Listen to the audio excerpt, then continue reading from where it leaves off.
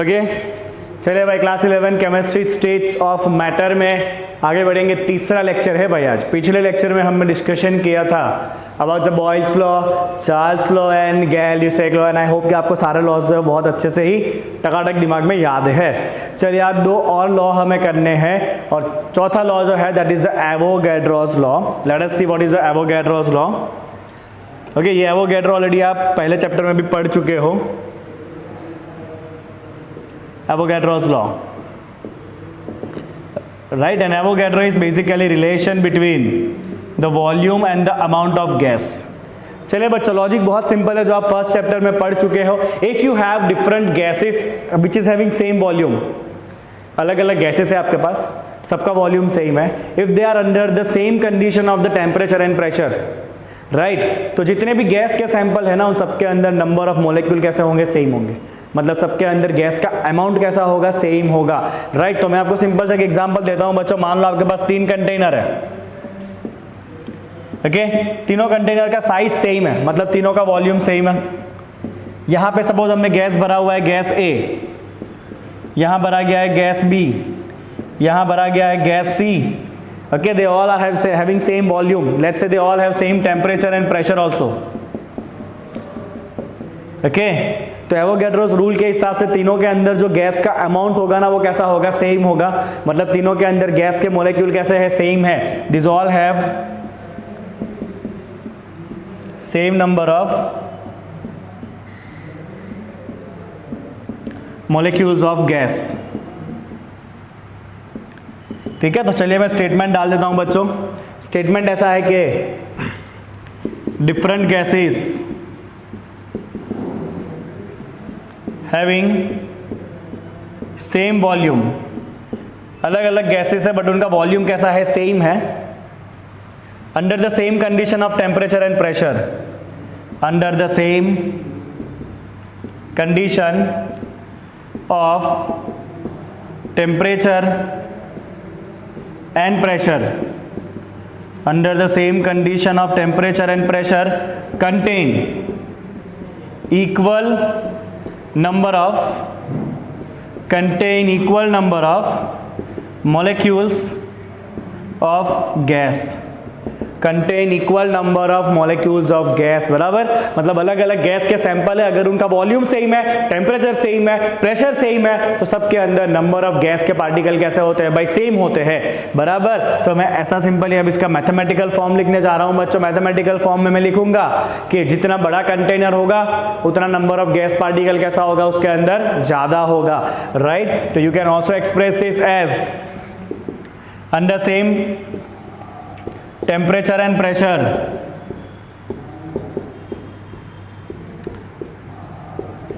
right, amount of gas depends on volume, right, amount of gas depends on the volume। इसका मतलब ये है बच्चों कि जो वॉल्यूम है ना, this volume is directly proportional to amount of gas। amount of gas indicate कैसे करेंगे भाई, तो amount of gas इंडिकेट करने वाले हैं हम by the symbol मोल। हम मोल यूनिट यहाँ पे यूज करेंगे गैस के पार्टिकल या गैस के अमाउंट को इंडिकेट करने के लिए। तो आप लिखोगे बच्चों volume is directly proportional to mole of gas. Okay, condition क्या है भाई, टेम्परेचर एंड प्रेशर सेम होना चाहिए। अगर गैस का टेम्परेचर प्रेशर सेम है तो जितना बड़ा कंटेनर होगा उतना ज्यादा अंदर गैस के मॉलिक्यूल्स होंगे।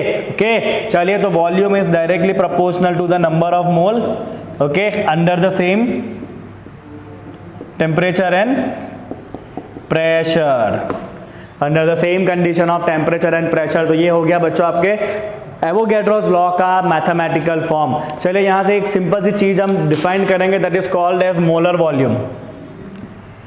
तो मोलर वॉल्यूम क्या है बच्चों, मोलर मतलब एक मोल। तो एक मोल गैस जो वॉल्यूम ऑक्यूपाई करेगा एसटीपी कंडीशन पे।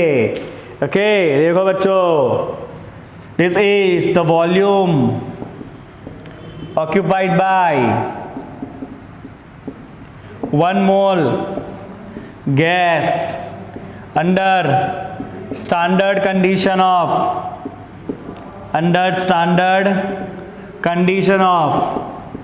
Temperature and pressure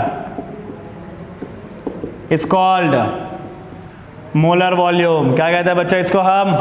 molar volume कहते हैं, राइट। तो एक मोल गैस जो वॉल्यूम ऑक्यूपाई करता है ना, उसे हम क्या कहते हैं बच्चों? उसे हम कहते हैं मोलर वॉल्यूम। चलिए यहाँ पे आपको दो अलग अलग वैल्यूज बच्चों याद रखनी है, ध्यान देना यहाँ पे। हाँ, ओके।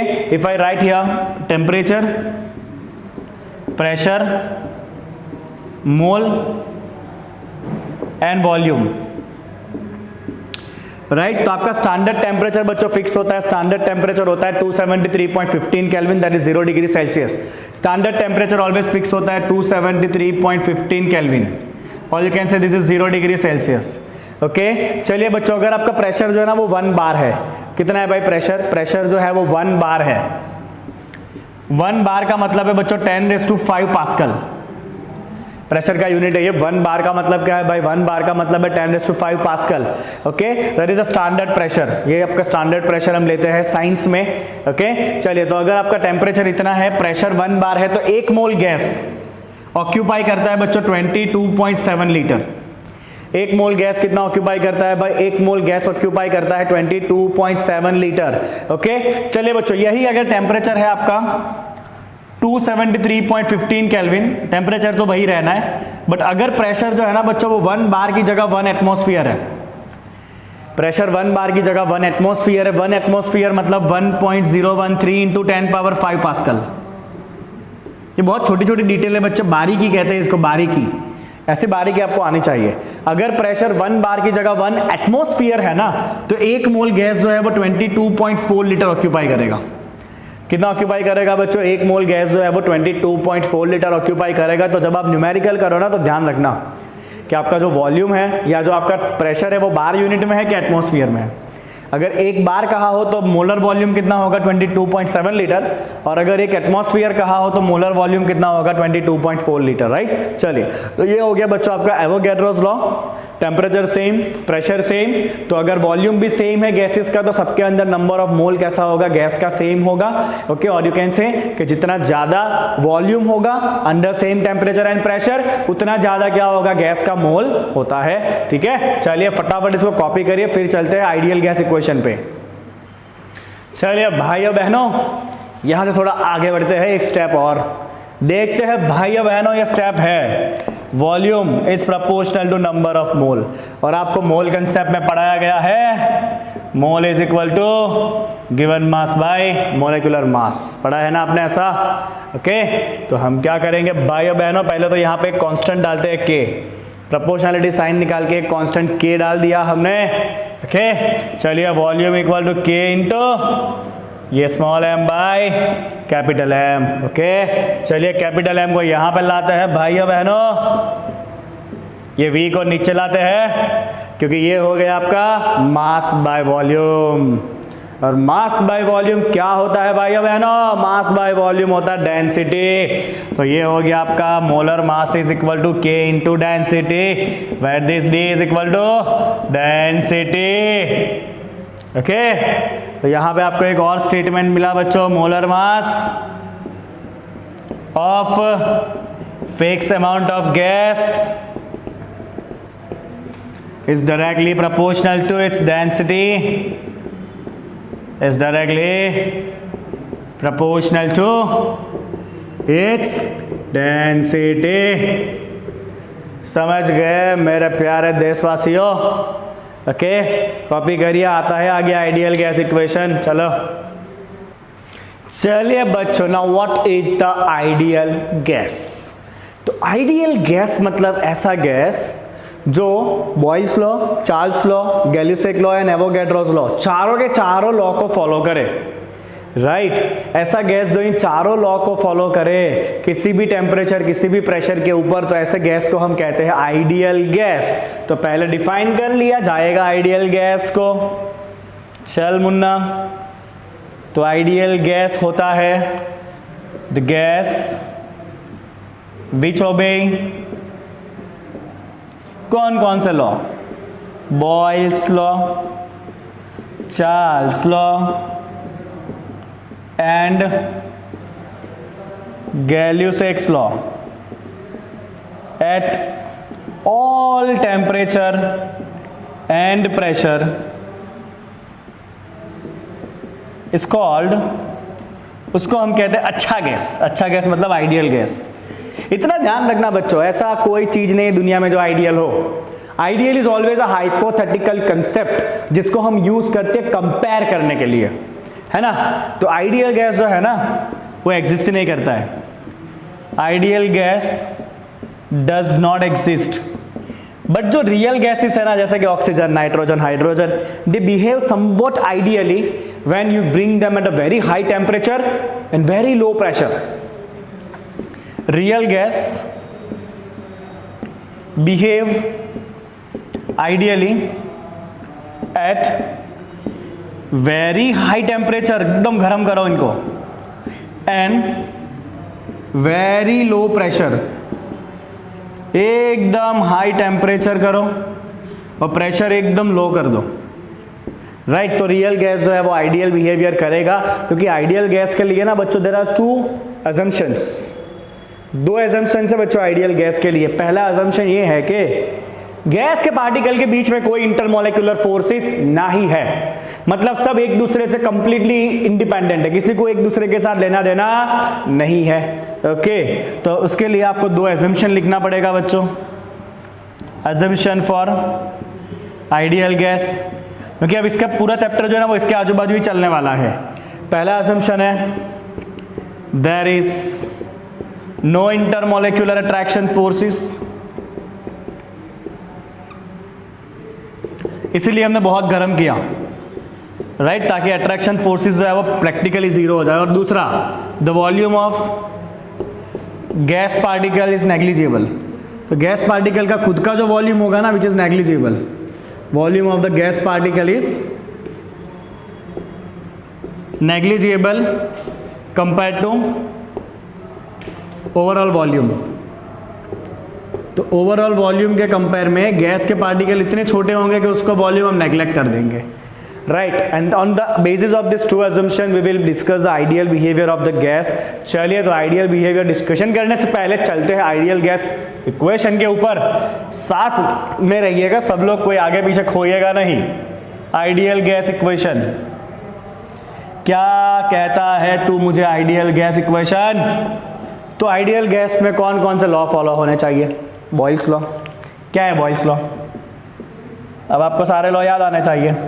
बॉयल्स लॉ है pressure is inversely proportional to volume और volume is inversely proportional to pressure at constant temperature, है ना। मैंने कहा था बॉयल मतलब टेम्परेचर, टेम्परेचर कांस्टेंट है तो प्रेशर वॉल्यूम एक दूसरे से इनवर्सली प्रोपोर्शनल होते हैं। दूसरा आता है बच्चों चार्ल्स लॉ। चार्ल्स अपने लॉ में कहता है कि volume is directly proportional to temperature अगर प्रेशर कांस्टेंट हुआ तो, है ना। कांस्टेंट प्रेशर पे वॉल्यूम डायरेक्टली प्रोपोर्शनल होगा। तीसरा अब भी किया आप लोगों ने just Avogadro's law, V is directly proportional to number of mole, किया ना। अब अगर आपने तीनों को कंबाइन कर दिया तो क्या होगा देखते हैं। On combining all this three, on combining all this three together. चलिए, पहला कहता है कि V is inversely proportional to P, दूसरा कहता है V is directly proportional to T, तीसरा कहता है V is directly proportional to N। तीनों एक साथ में आ गए, V directly proportional N, directly proportional T, inversely proportional to the P। Okay, चलिए बच्चों प्रोपोर्शनलिटी कांस्टेंट रखेंगे ना, तो प्रोपोर्शनलिटी कांस्टेंट है इसका कैपिटल R। ओके, इसको याद रखने वाले फॉर्म में ले लेते हैं बच्चों, क्योंकि बहुत बार काम में आने वाला है। P ऊपर ले लीजिए, PV इक्वल टू nRT। ये है आपका प्यारा चहीता आइडियल गैस इक्वेशन। क्या है लाला ये है ideal gas equation, PV equal to nRT। मुझे पता है कि आप पूछना चाहते हो कि सर ये R क्या है, तो R is universal gas constant. R is universal gas constant. Universal का मतलब पता है ना, यूनिवर्सल का मतलब है कि ये R की वैल्यू हर एक गैस के लिए सेम होती है। It is same for all the gases, it is same for all gases, बस खाली इसका वैल्यू डिपेंड करता है कि आप प्रेशर, वॉल्यूम और टेम्परेचर को किस यूनिट में ले रहे हो, बस, और कोई फर्क नहीं है, right. So I will write here it depends on units of pressure and volume, pressure और वॉल्यूम के यूनिट पे खाली ये डिपेंड करने वाला है। तो मुन्ना ये हो गया आपका ideal gas, PV equal to nRT, okay. बाकी सब तो आपको पता है, P for pressure, V for volume, n for mole and T for temperature, R हो गया यूनिवर्सल गैस कांस्टेंट। चल अभी इसके आगे ना आर के वैल्यू डिराइव करने वाले हैं, बट उसके पहले आप क्या करोगे, इसको छापो फटाफट, चलो। चलो तो अब बारी है ये आर के वैल्यूज लाने की। हम ज़्यादा कुछ नहीं करेंगे, let's take the values of R. R is universal gas constant. मैं एक वैल्यू लाके दिखाऊंगा, बाकी वैल्यू हम याद रखने वाले हैं, ओके। चलिए लेट्स सी। तो we have the equation PV equal to nRT. So R क्या बनेगा, यहाँ से आर बनेगा पीवी बाई एन टी। चलिए बच्चों, let's take 1 mole gas. Let's take the temperature 273.15 kelvin standard condition. Pressure ले लेते हैं बच्चा 1 बार।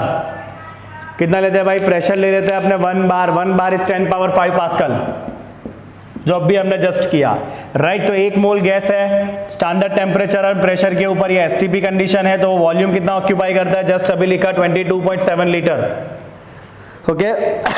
और लीटर जो है वो कितना होता है बच्चों, लीटर होता है 10 पावर -3 मीटर क्यूब। 1 लीटर जो है ना, 1 लीटर होता है 10 पावर -3 मीटर क्यूब। ये कन्वर्शन आपने कहीं ना कहीं देखा ही होगा, है ना। चलिए सारे वैल्यू यहाँ पे डालते हैं, let's see what we will get.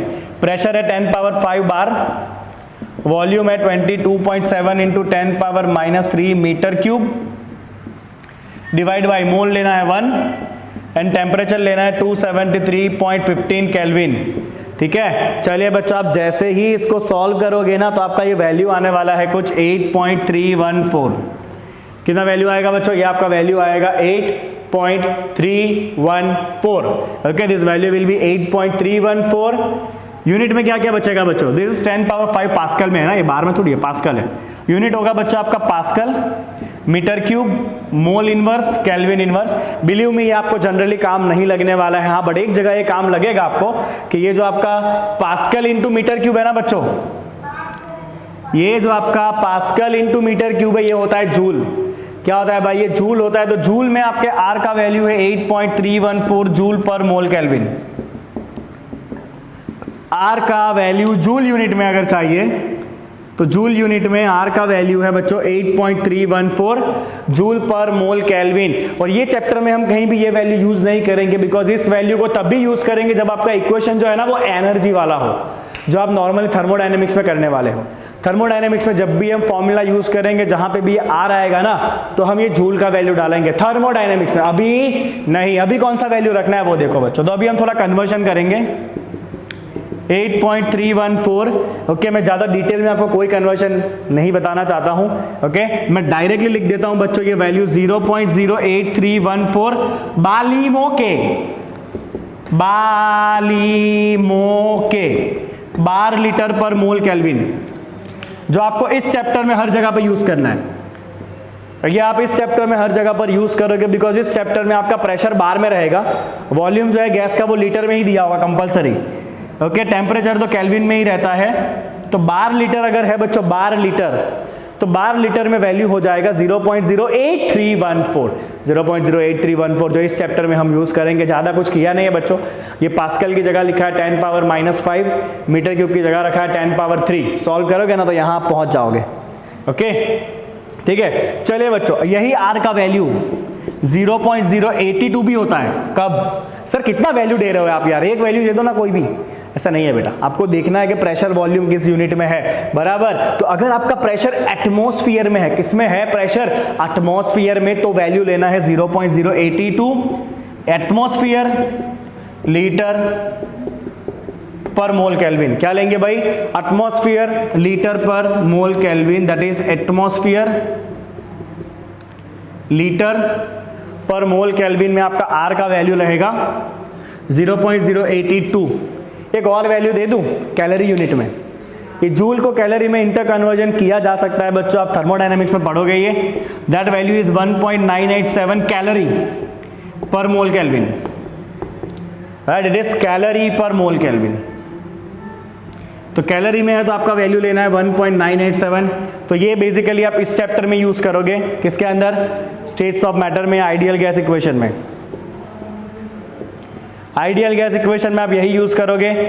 Pressure पे आपको ध्यान रखना है भाई, प्रेशर अगर बार में है तो ये यूनिट यूज करेंगे, प्रेशर अगर एटमॉस्फेयर में है तो ये वाला यूनिट यूज करने वाले हैं। कॉपी करो फटाफट। ओके, तो जो हमने आइडियल गैस इक्वेशन देखा है बच्चों, that is somewhat PV equal to nRT, और ये 4 वेरिएबल को रिलेट करता है। कौन कौन सा वेरिएबल भाई, pressure, volume, amount of gas and temperature, right? And this 4 variable together decide the state of gas, right? That is why this equation is also called as equation of the state. क्या कहते हैं बच्चों इसको, इसे कहते हैं equation of state। चलिए बच्चों, आइडियल गैस इक्वेशन को एक और फॉर्म में कन्वर्ट करते हैं, डेंसिटी के फॉर्म में। Let us see what is that. PV equal to nRT. Okay, वापस हम वही करेंगे बच्चों। नंबर ऑफ मोल क्या होता है, नंबर ऑफ मोल होता है given mass of the gas by molecular mass. So we have use mole equal to mass divide by molecular mass, जो हम फर्स्ट चैप्टर से सीखते आ रहे हैं। ओके, चलिए बच्चों यहाँ से आगे बढ़ते हैं, ठीक है, फाइन। चलिए, तो मैं यहाँ पे लिखूंगा pressure is equal to small M by volume को नीचे ले रहा हूँ, और मैंने कैपिटल एम को खिसका दिया। क्या किया मैंने कैपिटल एम को थोड़ा सा खिसका दिया है, राइट। चलिए आगे देखते हैं बच्चों। So what is this, mass by volume. Mass by volume आपको पता है that is density into RT divide by molecular mass. तो ये एक और फॉर्म है बच्चों आइडियल गैस इक्वेशन का, जो डेंसिटी को भी रिलेट कर सकता है। Okay, where this D is equal to density of the gas. क्या है भाई, D है density of the gas. Okay, समझ गए इतना आप। चलिए बच्चों एक और इक्वेशन लिखते हैं बच्चों, that is called as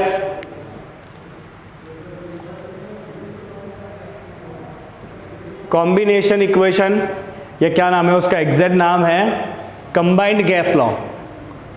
combined gas law. Okay, तो मुझे बहुत सिंपल सा काम करना है बच्चों। What I will do is, I will take a fix quantity of gas for fix amount of gas. Amount fix कर दिया तो आइडियल गैस इक्वेशन है पीवी इक्वल टू एनआरटी। अब ये जो कैपिटल आर है वो तो हमेशा के लिए कांस्टेंट है, और ये नंबर ऑफ मोल भी कैसा कर दिया हमने, कांस्टेंट कर दिया। तो ये दोनों चीजें तो कैसे हो गई भाई, कांस्टेंट हो गई। तो बचा क्या, P V by T, this is constant. Okay, तो अगर मान लो कि गैस का स्टेट चेंज हुआ, पहले जो गैस है उसका प्रेशर P1 है, वॉल्यूम V1 है, और टेम्परेचर कितना है उसका T1 है, और यहाँ से गैस का स्टेट चेंज हुआ, प्रेशर P2 हुआ, वॉल्यूम V2 हुआ, टेम्परेचर T2 हुआ। If it is taking place, right, then by this equation you can write P1 V1 by T1 is equal to P2 V2 by T2. This is called as a combined gas law. P1 V1 by T1 equal to P2 V2 by T2. ठीक है, चलिए इसके बाद एक छोटा सा numerical आने वाला है, बट उसके पहले इसको कंप्लीट करिए लिख के। ओके, लेट्स सी क्या दिया है भाई, 25 degree Celsius temperature, 760 mm of pressure. से प्रेशर हम मेजर करते हैं बाय द मर्क्यूरी हाइट। आप कभी ब्लड प्रेशर मेजर कराना जाओगे ना डॉक्टर के पास, तो आप देखना उसके बाद ऐसे एक डंडा होता है, ओके, आपके हाथ के ऊपर एक पट्टा पहनेगा और ऐसे ब्लो करेगा, और यहाँ से आपको प्रेशर मेजर करेगा कि ब्लड का प्रेशर कितना है, and that is with the liquid column of mercury. Okay, चलिए, and the gas occupy 600 ml of volume. मतलब ये इनिशियल स्टेट आपको दिया है, इनिशियल स्टेट पे टेम्परेचर है 25 डिग्री सेल्सियस, तो चलना ही नहीं है। दिमाग में डाल लेना भाई, टेम्परेचर अगर सेल्सियस में हुआ तो नहीं चलेगा, बिकॉज पूरे चैप्टर में आपको केल्विन टेम्परेचर ही लेना है, क्योंकि आपने जो चार्ल्स लॉ बनाया था ना उसमें एब्सोल्यूट टेम्परेचर था, सेल्सियस वाला नहीं होता है ना। चलिए, तब आपका प्रेशर दिया हुआ है 760 mm ऑफ Hg। प्रेशर आप किसी भी यूनिट में रखिए चलेगा बच्चों, कोई इशू नहीं है। ओके, मैं आपको सिंपल एक चीज बता देता हूँ, 760 mm का मतलब होता है 1 बार। मर्क्यूरी का 760 mm का column, that is equal to this 1 bar. ठीक है, चलिए, ओके, वॉल्यूम ऑक्यूपाई कर रहा है V1 is 600 ml, that's the initial condition.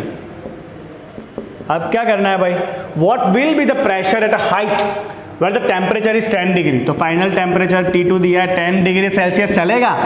बिल्कुल नहीं चलेगा, it is 283 kelvin. Okay, and the volume of the gas V2 is given 640 ml.